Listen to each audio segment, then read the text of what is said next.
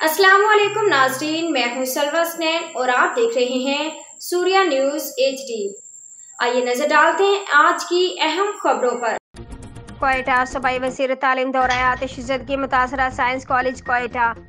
Report पीर जान Bloch. सूबाई वज़ीर तालीम राहिला हमीद खान दुरानी ने गुज़श्ता शब शदीद आतिशज़दगी से मुतासरा गवर्नमेंट साइंस कॉलेज का तफसीली दौरा किया और मुतल्लिका हकाम से इस आतिशज़दगी की तफसीलात मालूम की।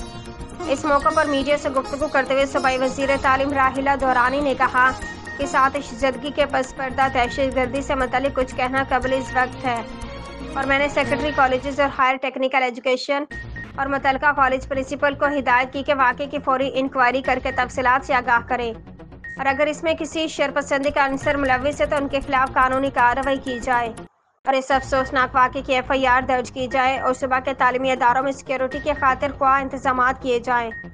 गैर मुतल्लिका शिकास का हॉस्टलों में दाखिला फौरी बंद किया जाए। सूबाई वज़ीर तालीम ने इस वाक़े पर तशवीश का भी इजहार किया।